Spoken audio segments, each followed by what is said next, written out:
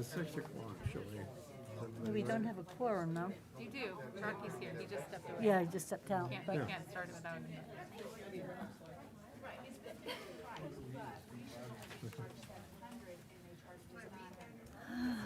I'm going to be away in January. I'm going to England for 2 weeks before I start my new position. Can I call in? I think so, yeah. I can call in. Okay. Maybe we can do a Zoom call just so that I'm not paying overseas. I think you can call. We could do a Zoom speaker, right? I know, not Yeah, a you should be Zoom able to do a Zoom call. As Yeah. long as we have a quorum and, in person, right? You can yeah, vote. yeah. Okay. Does Rocky got a nervous bladder? He wants to- There you go. I thought that was very interesting at the mask meeting. They had the open mic and they didn't realize. But thank you for that response in the email. It wasn't, I'll talk maybe later to you in person, but it wasn't the two that you identified. It was sort of just general Oh, okay. in, it's not, it's a similar conversation we've had before, but. So you had fun at Stroll? We did, yes, it was nice. We were only out for about 2 hours in the middle of the day, so Yeah. it's just nice to be outside. It was busy. Very busy, yeah. I think the businesses did well, so it's good. You're right. I went down to Medford to try and get some swag, but, You didn't make out? You didn't get it? okay. I met our president. Did I send you that picture? Did I I hope you washed your hands. Shut up. Ooh. Hush, your mouth. Hi, Laura. How are you? Good. Busy day. I'd like to call to order the school committee meeting of December 7th. You have before you an agenda. Can I have a motion to approve the agenda? So moved. Second? Second. All in favor? Aye. Aye. I would like to take this moment to ask for a moment of silence to recognize the loss of Sarah Brooks. I knew Sarah from the hospital where I worked with her, and I know a lot of you have had contact with Sarah. She was a wonderful person. She was a wonderful nurse, a wonderful mother, and what more can you say? So if we have a moment of silence.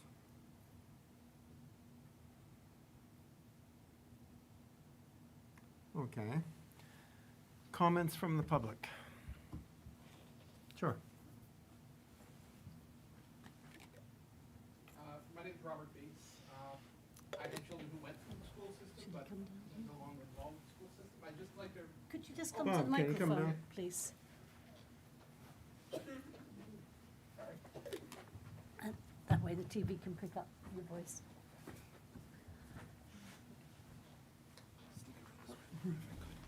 not a lot of room back there. Sorry, Robert Bates. I had children who went through the school system here, and I've been watching some of the things that have gone on, and I just had some concerns, especially with what's going on the island right now. I have a prepared statement that I'll give to you folks so you have it for the record. I was very surprised to see that the school system was considering the installation of a product that contains and could leach PFAS chemicals for the playing fields. At this time, the town, through the airport, is involved in litigation, I believe, due to the forever chemicals that have leached from the airport into the ground. Also, the town is involved in spending thousands, if not hundreds of thousands of dollars to install water mains for those wells that were contaminated by the PFAS. Your firefighters here on the island are working to get firefighter protective clothing that is limited to no PFAS chemicals to reduce their risk of illness. Yet right now, we're hearing there is a possibly serious consideration to install a product that could cause as much trouble in the Mid-Island area as has been caused by those forever chemicals that leached into the ground at the airport. Potentially, if those fields were installed, who will be monitoring the drinking water wells of those in the area of the fields? Who will be fiscally responsible to install water infrastructure for those, should those wells become contaminated? Who is fiscally responsible should an athlete get some sort of illness associated with exposure to these forever chemicals? I have seen that the company who's producing these products says that no chemicals will leach from the product. When the firefighting foam was being used, there was no thought of the chemicals leaching from that either. They have an expert who says the chemicals will not leach out, will not cause illness. Can that expert prove that? Will they back up that statement with taking all fiscal responsibility for any issues that occur with the product they are trying to sell for those playing fields in perpetuity? If so, the school should, and the town should require that they put up an insurance policy or a bond to cover all possible expenses. If even one person becomes ill from exposure to one of the forever chemicals that could be leached by these products, someone needs to be responsible. Do you want your children to be playing on fields covered in chemicals that could make them sick? Thanks, Bob. I think there'll be more discussion, pro and con, on this whole issue of PFAS. Understood. Okay? As you know, I don't know if you know yet, but I'm going through testing for, because I have Yeah. elevated levels from the department. Okay. Any other comments from the public? Okay. Superintendent's report. Okay, thank you. I will start with the federal grants.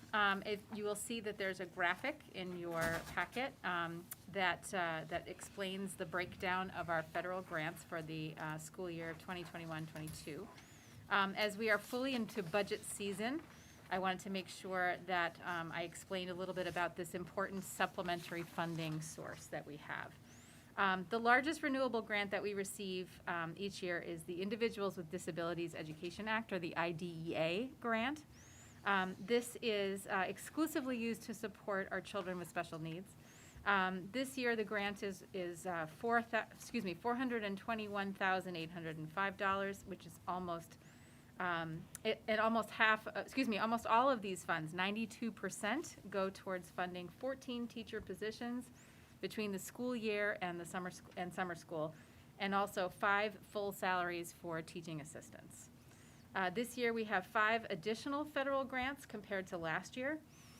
We have the IDEA ARP, which is the American Recovery Program, and that's at $101,870. This is used for consultants, contracted services, and teacher stipends, all within special education and special services. We have the IDEA ARP Homeless Children and Youth Grant, which is the smallest grant, but we still have yet to determine how we're going to use it, but we will. We will definitely use it. The IDEA ARP Integrated Preschool Grant, which is at $9,187. This is used to partially fund a teaching assistant in the integrated preschool. The IDEA ARP Early Childhood Grant, which is $9,061. This is used for pre-K curriculum materials. And then we move into our Esser grants. Esser is elementary and secondary school emergency relief. We have 3 different Esser grants. The first was awarded last year, Esser 1, and that was $109,437. We used that entire grant for cleaning supplies and personal protective equipment. The Esser 2 grant, which is $425,461, is a third of those funds go to the salaries of COVID subs. Another third is used for professional development like responsive classroom, culturally responsive pedagogy, and research for better teaching. And the remainder is for teacher stipends and also cleaning supplies and PPE. Esser 3, which is the largest of the 3 grants, at $969,710. This partially funds the salary of our new coordinator of SEL and student support over 3 years. It also goes to teacher stipends, professional development, supplies, and PPE. Then we move into our Title grants. Title I is for assistance for children from low-income families, and that's $132,645. More than half of these funds are used for summer school, and the remainder is used for partial funding for the reading interventionist position at Nantucket Intermediate School. Title II focuses on teacher effectiveness, and that's $26,879, and almost all of this is used for stipends for our mentor program. Title III focuses on English learners at $42,501. The majority of these funds are used for summer school, with the remainder for professional development, instructional materials for English learners, and for parent engagement activities. And finally, we have Title IV, which is student support and academic enrichment. This grant is $10,000, and this goes entirely towards responsive classroom PD this year. So I can certainly answer any questions about the title grants or about any of our federal grants. Catherine? I don't have any questions. Marky? I have a question. Sure. So we're looking at 21, 22, and your budget's in for that. What's gonna happen in, will any things be lost in 22, 23 as a result of the grants, or is it just one of those, that's an ongoing thing you hope? These are, they're renewable grants except for the Esser grants. The Esser grants. Renewal for how long? So Esser 1 ends, I believe, and Martin, you can certainly jump in, the end of this year? So Esser 1 ends next year, September. Okay. By the end of September 2022, then 2023 is Esser 2, and 2024 is Esser 3. So Yes. we've had, with each one of them, we've had 3 years to use them. 3 years. They just came at different times. Thank you. Laura? No questions, thank you. No questions. Okay, great. Why, the Title III is for English language learners? Correct. I mean, that seems sort of small. It's dependent on the number of students that we have. Even though our enrollment is high, we have a high percentage in the district, they look at the actual individual number of Okay. students. So that's the reason why the grant does not seem very large. Okay, moving on. So very excited to share that after a 1.5-year hiatus, the select choral group, the Accidentals and Naturals, under the direction of Ms. Erin McKeever, have returned to singing live with their performance at the Nantucket Christmas tree lighting on November 27th. The group had several alumni participating and, of course, support from the crowd who jumped in on familiar carols. And I believe they also had a special thank you from President Biden as well. For students who love to sing, this was a really challenging time not to be able to sing and perform in school and outside of school. So the opportunity to return to live performances was so appreciated. The Accidentals and Naturals are holding a dessert cabaret on Monday, next Monday, the 13th, in the high school cafeteria. There are 2 seatings, one at 6 p.m. and one at 7:30. I plan to attend one of them. I haven't decided which one yet, but I hope to see you there. And I'll move on to enrollment. So bring them in. I don't have them tonight. Okay. Don't have them tonight, unfortunately, but come to the dessert cabaret. I get what you did there. So enrollment. So this month's enrollment is at 1,685. This is slightly higher than last month, which was at 1,678. The new enrollments are spread pretty evenly across all 4 schools. There isn't one school that had a higher enrollment than others. So we are seeing a small incremental increase this month. COVID vaccine clinic info and some updates. The Nantucket Department of Public Health held the first of 2 clinics that were specifically for Nantucket Public Schools on December 3rd, Friday. It was very well attended by over 40 Nantucket Public Schools staff. The next clinic will be on December 10th at 2:30 p.m. here at NHS, and this is for the booster shot.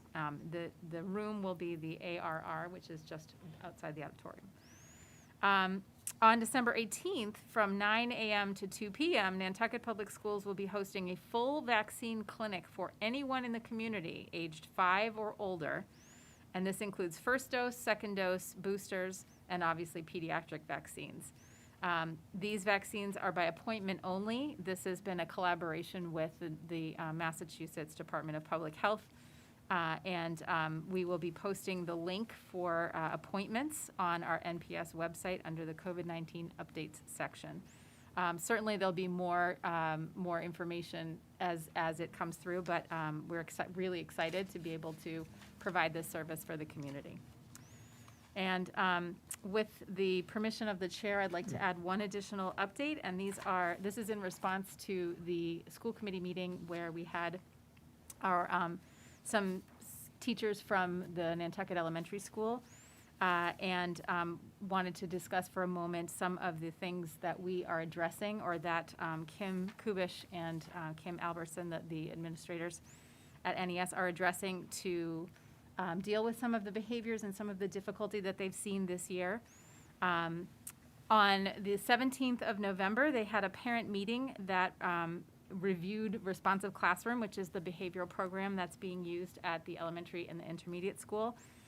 They shared expectations for kindergartners with the parents and ways that parents can help their children at home as well. This meeting was in 3 different languages. There were more than 30 families in attendance, so it was very well attended.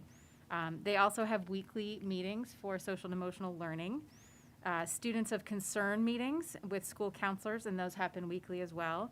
School counselors have lunch bunches, which are daily. They bring groups of students to eat with them daily. There is access to the Student Support Center. Teachers can use the space as a timeout room, so they can bring a student.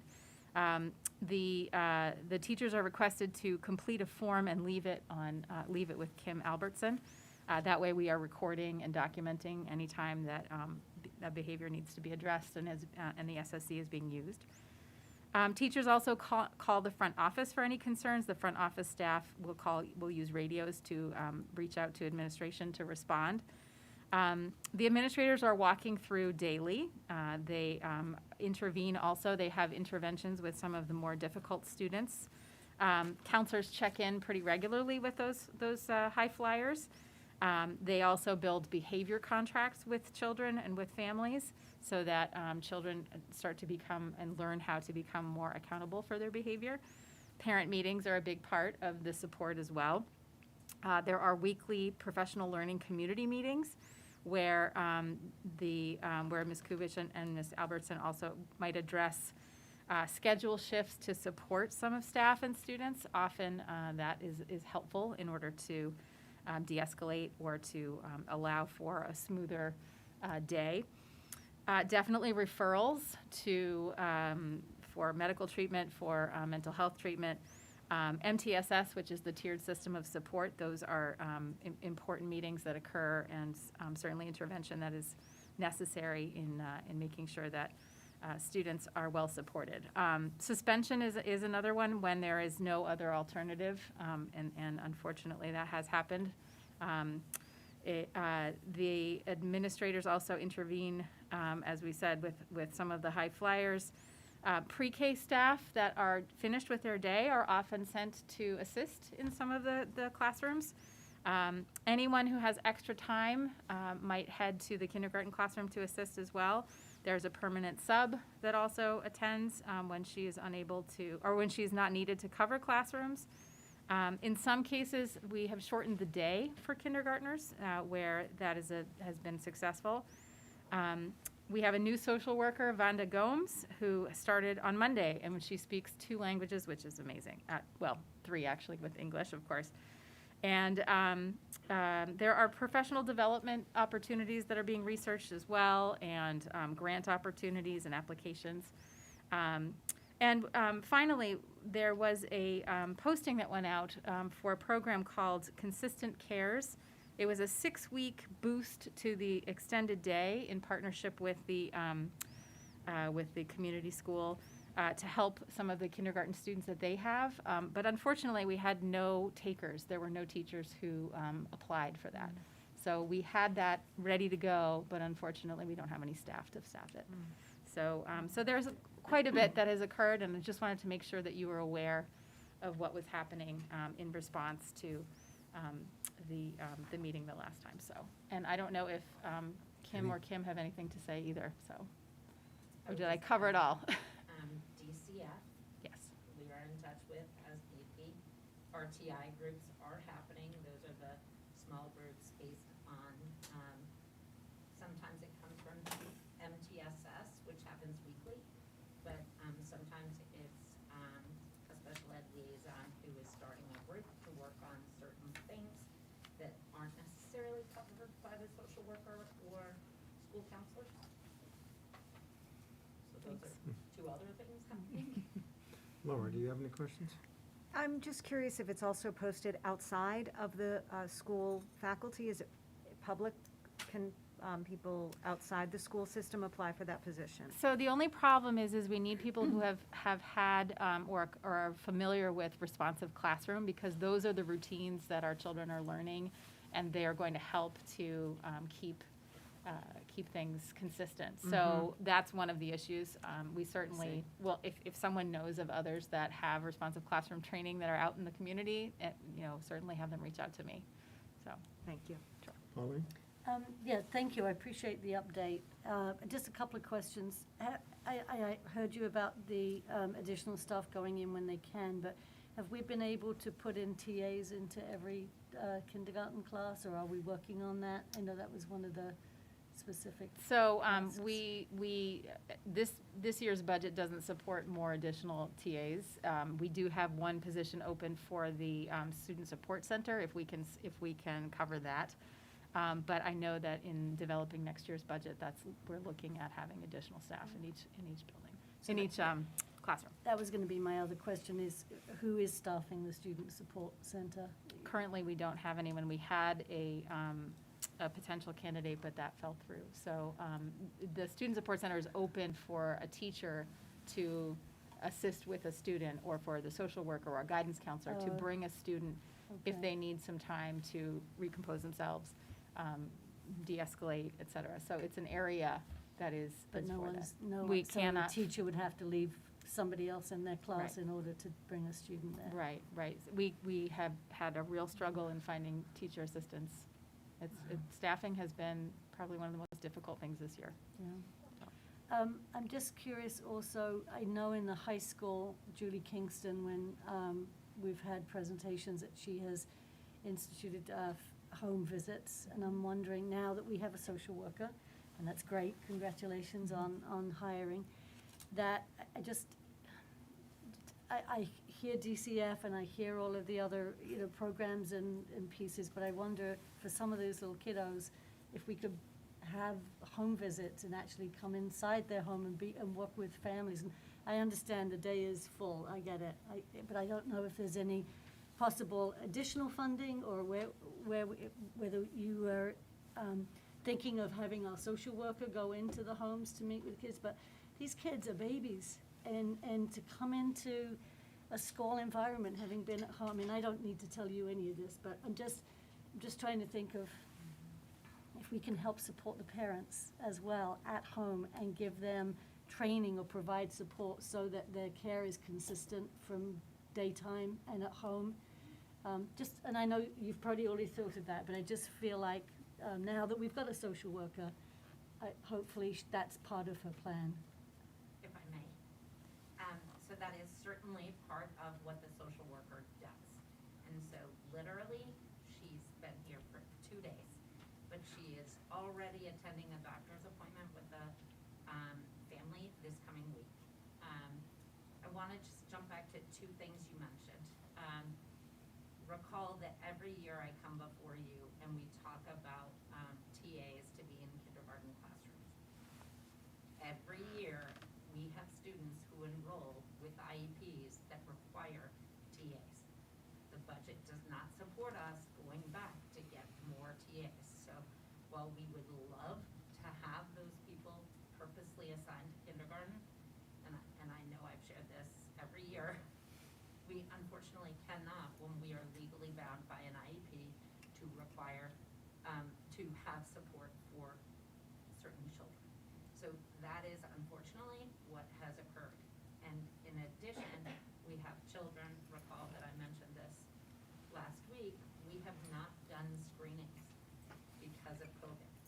So we have children who have enrolled that have not shared concerns or any specialized instruction that they had received prior to coming to us, and we're learning it in the moment. So that's why we are trying to piecemeal. The other thing I wanted to mention is the SSC was something that was part of our options program several years back.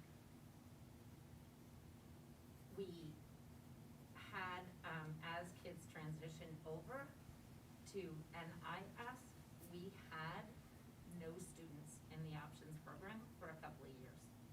So we had to have a TA that was there doing some of that, but really meeting IEP needs of students in addition. So the SSC has not been staffed for a couple of years. And certainly last year, when we were the way we were, we didn't use it. This year, while it's not staffed, everyone knows how to use it. And you go back to any of those bullets that Dr. Hallett just shared, because we're like CB radio operators now all day, every day, so that we we are the staff that would support the SSC should a teacher need to bring a child. They may just give us the update of what happened, fill out the form at a different time, but we're the ones who are trying to work on them. Other teachers like to use it just to remove a child and be respectful and maintain dignity, to be able to engage in a conversation with a child, regroup, and reset. I wanted to make sure I cleared those things up. I hope that's okay. Thank you. Thank you. Yeah, thanks, Tim. Rocky? Yes, I have a question. I think you might answer that, Ms. Kubish, that the social worker was hired 2 days ago. Well, she was hired but arrived 2 days ago. All right, we want to keep her like for 2 months, right? So she gets here, she Forever. worked for 2 days, now she's doing home visits. This is a hard position to fill. I mean, I know how hard it is to get TAs. When I walk to the schools, they're like, hey, are you available? I'm like, nope, can't do it. They go, but I've been the bigger proponent on, if you can make as much money at Stop and Shop as you can at the school, you're not getting them to show up. I'm not sure what the qualifications of the kids that you need, and especially class you need on the ground floor, the kids that need the help. But if we just get someone like me, who would just come in and be a TA, would alleviate some, or a little bit, for a teacher just to move on to help that child. That's what we're not getting. And I'm just curious, when we talked before about, was it my bell? Was my time up? No. Okay. How many positions are we still looking for, Dr. Hallett? We are looking for some future positions. There have been 2 resignations, which I shared with you in the weekly update, so we are looking now to fill those positions. The unfortunate piece is that some of these positions are very specialized. So social worker and an ESL teacher. We have not been able to fill the 4th ESL position in 2 years now, so it has been very challenging for that. Okay, well, thank you very much. Catherine?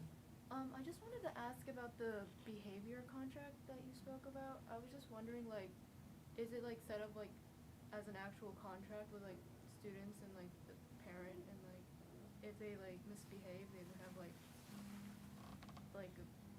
they would have the Consequences? Yeah, the consequences. I'm sure a behavior contract looks different at every school, and for our youngest learners, it may be more geared towards things that they can be successful with, and probably some work with the parents as well. And certainly, Ms. Kubish and Ms. Albertson can explain more, or. They're often incentive-based with our students, and we use a token economy, so we try to break it out by subject, and they have smiley faces, and we talk with them after each subject and say, how did this go? And we often are working on one skill, following directions, or keeping your body safe.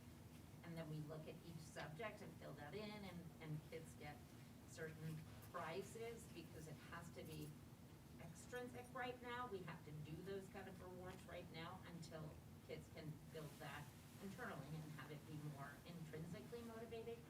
Do you want to say something? Cover them? Yeah. Thank you. They're fun. I'm happy to give you one. Okay. No other And we work questions? on it together. Like the kids work with the teacher together, and the parent is always apprised of that. Sometimes they are attached to IEPs, and sometimes they are not specific to students with special needs. They are any child who needs to work on those things, but it is we work with all the people involved to do that, including the child. Beth, I have a question. When we talk about the TAs, I was sort of unclear. Is it money or is it bodies? It's bodies. We have a TA position that's open. Okay. The challenge that Ms. Kubish explained as well is that we have a certain number of TAs that we have positions for, but then when we have very specific IEP requests of having a one-to-one TA, we have to fulfill that legally. So often, a TA that may have been slotted for a classroom is going to have to work with that child one-to-one. So then we don't have that same support that we had planned for based on the needs of the student. So that's a challenge that we will always see. So, Thank you. sure. Okay, presentations and discussions of issues of interest to the committee. Budget development, facilities.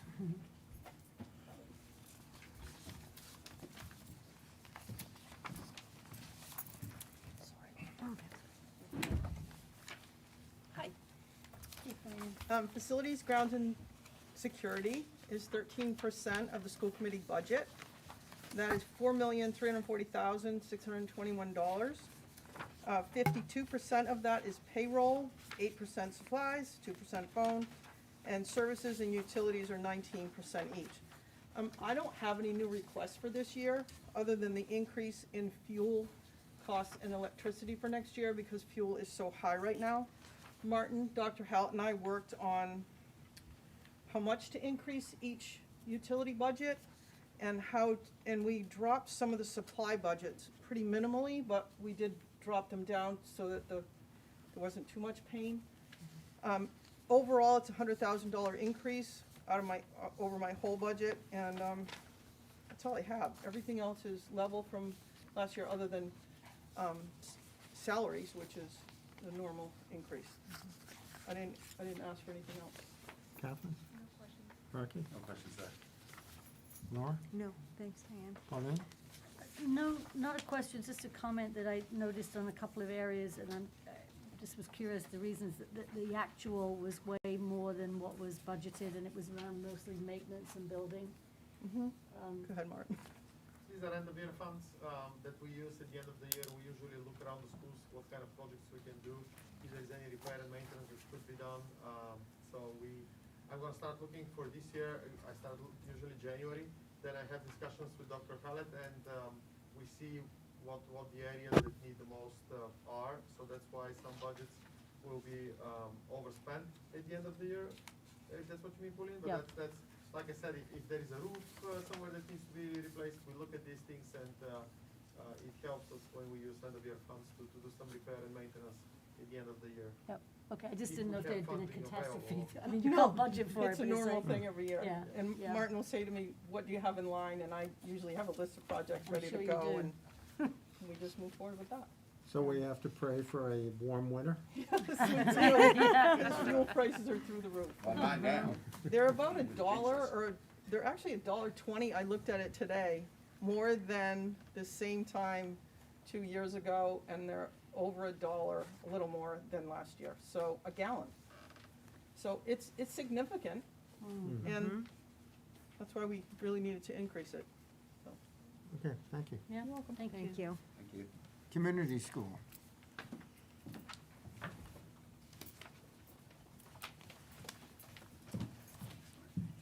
Hey, Tracy. Hi. I first would like to acknowledge my team, members of my team who've come tonight. They work very hard, these coordinators, to understand the munis budgets and the munis reports, because as you can see in your packet, they're very hard to read.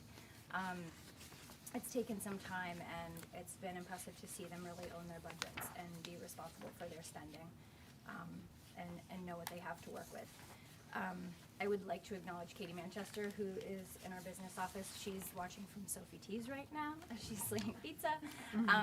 But she works really hard to review the budgets with a very keen eye for detail. And being a coordinator before she was in the business office, she has a good understanding of how to break down the budgets and to work with the coordinators and help them understand how it all translates. And I would also like to acknowledge Martin and his time spent with us as we continue to rework our budget.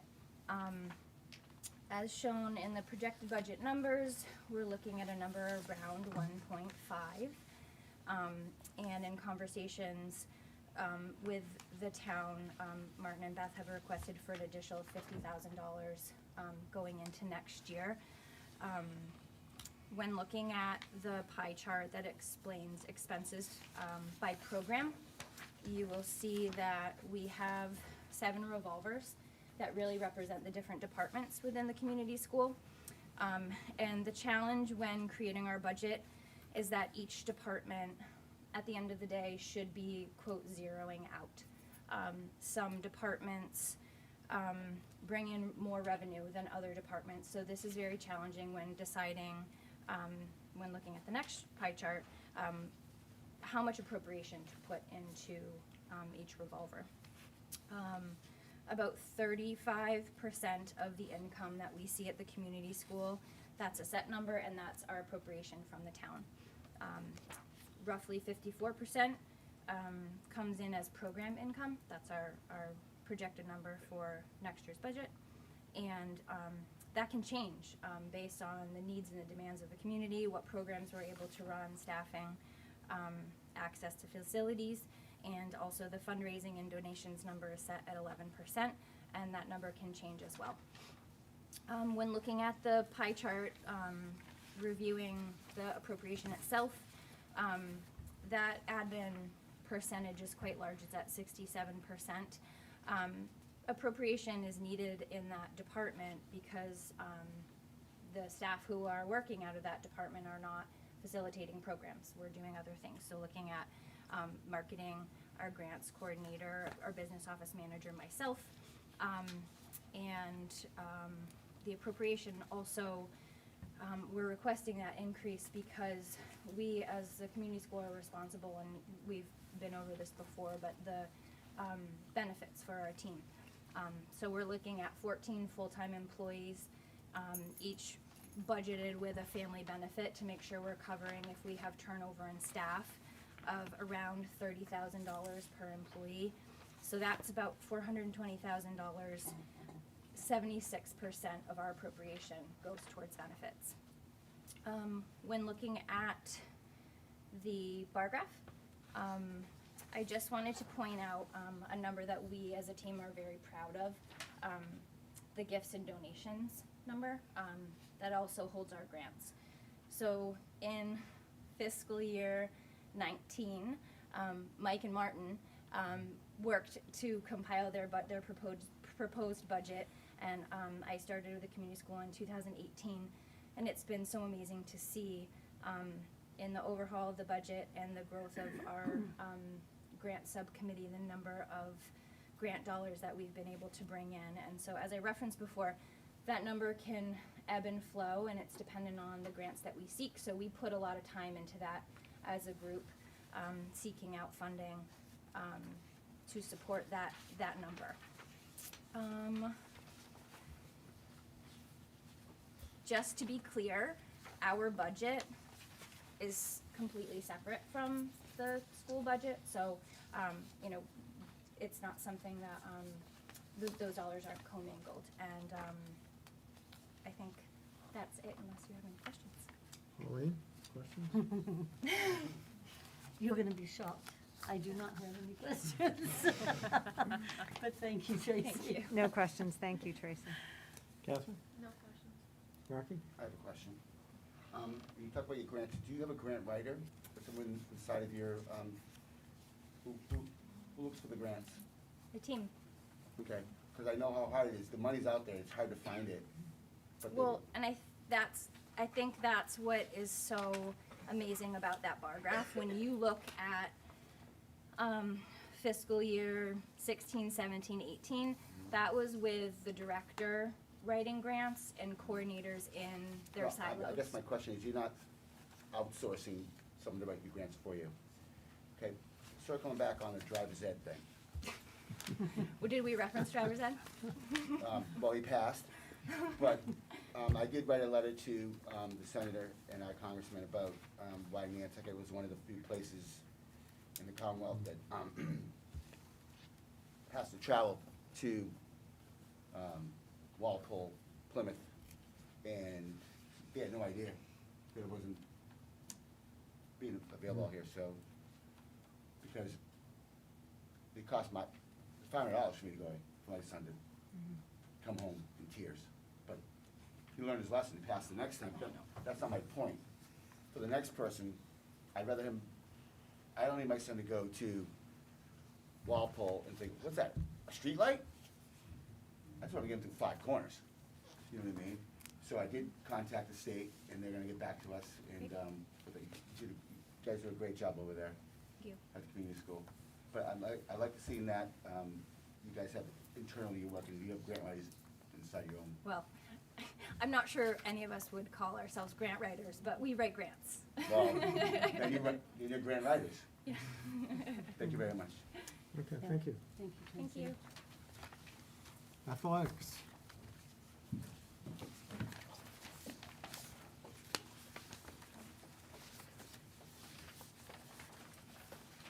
Hey, Travis. Hey guys, how are you? Great.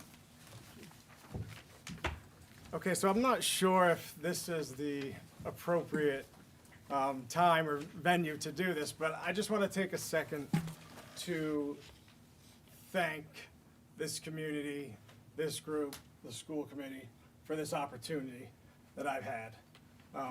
I've been in this position for 5 months, and it's been a long 5 months, don't get me wrong, but I've enjoyed every second of it. Learning curve, yes, okay? Did I know that? Yes. But I am open to learn, grow with you all and this community.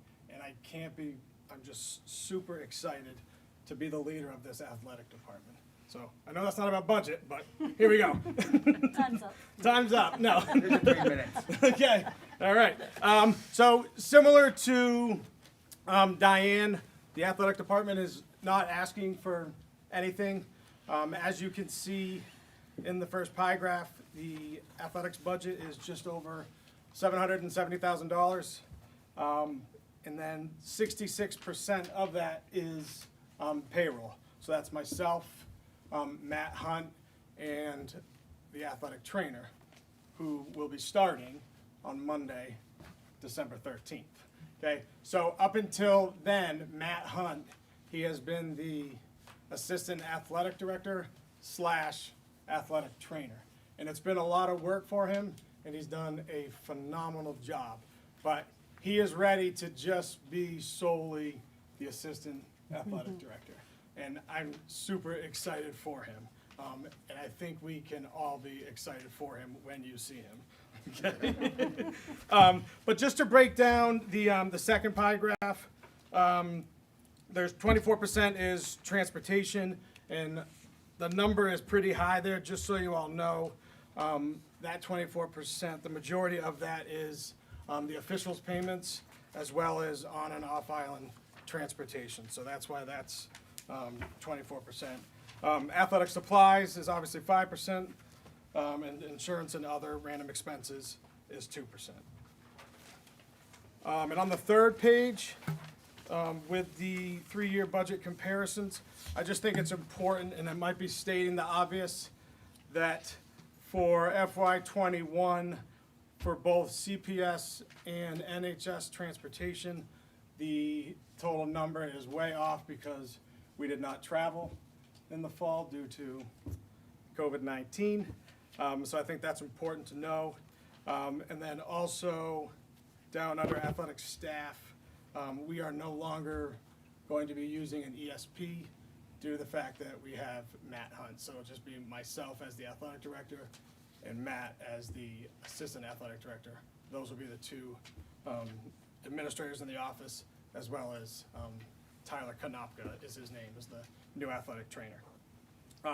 We also, and I'm gonna call on Martin in a second, put him on the spot, but we also still continue to use a user fee system, which helps us offset yearly expenses. So I think if Martin can speak to it probably better than I on how we go about using those and with the revolver and everything, if you could just speak to that. I'm sure Pauline and Tim have heard this, but Laura and Rocky are new, so maybe it'd be important that.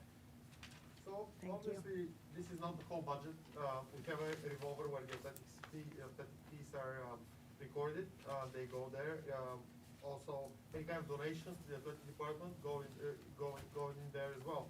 And we use the revolver to buy.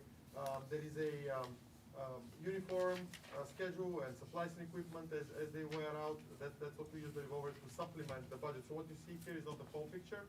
The revolver is a separate account that the money stays there and continues into the future. But we usually like to use at least the amount we bring in every year. because, so that we don't accumulate, obviously. It's not the purpose of it to accumulate fund balance, it's the purpose to supplement the budget. And it's done that throughout the years, and it's worked great for the athletic department. So if you have any more questions. Well said. Thank you. Just before I step down, I think it's important to know too that, and I know a lot of talk of the turf field and everything, and that's not a time right now, but sports on Nantucket are booming right now. Hey, we have 20 different sports between fall, winter, and spring, and the participation numbers are very, very high. So I think it's important to know that athletics are here to stay, and whatever we can do to keep that, I'm in support, I will back, I will lead. So I think it's really important for you all to know that that is what's going on here. So, that's all I got. Questions? Thank you, Matthew? Travis. No questions. Rocky? I have a question. How many fall sports did you have to travel?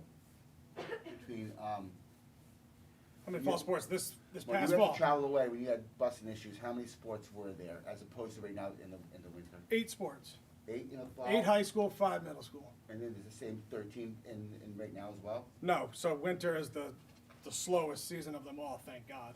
I've been looking forward to winter for a long time. So we have 5 high school, 2 middle school in the winter. And the hockey travels, that's separate from the school? No, it's part of the school. Okay, so just so, great. So we have boys and girls hockey, boys and girls basketball, swimming and diving. High school, middle school, boys and girls basketball. Okay, thank you. Laura? No questions, thank you, Travis. Pauline? Questions, thanks. I have 2 questions. I knew it. One, congratulations on Thank beating you. the Vineyard. Always nice. Number 2, how did our soccer team end up playing Pittsfield? That has nothing to Which- do with budget, Dr. Lepre, I'm sorry. I know, but I mean, that's That's 5 No, minutes from that's New York. it's the new system that they're trying, and we That is got so the fun. you-know-what end of the stick on that. I mean, we hosted someone from Great Barrington for girls volleyball. It's a 2-year trial. I'm sure it's not gonna stay, because there was a lot of complaining about it. Yeah, I mean, 100%. because it was, I mean, I made the trip out to Wacona. It was a 200-mile trip one way. yeah. Yeah, crazy. Thank you. Okay, thank you. Thank you, Travis. Okay. Committee discussion and votes to be taken. Vote to approve the donation from Ridge LLC DBA Island Kitchen to CPS for WCPS News Network Club, CPS newspaper, in the amount of $200. So moved. Second? Second. All in favor? Aye. Aye.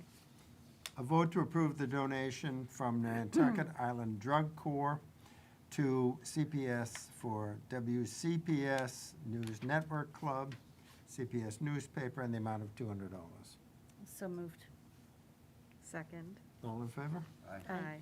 A vote to approve the donation from Hayward Photography to CPS student gift account in the amount of $1,457.57. So moved. Second? All in favor? Aye. Aye.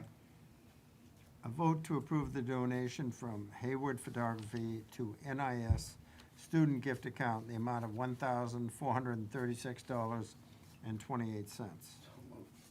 Second. All in favor? Aye. Meeting minutes, November 16th. Motion to approve? So moved. Second? All in favor? Aye. Aye. Transfers and invoices. So moved. Second? All in favor? Aye. Aye. Subcommittee work groups. What have people been doing?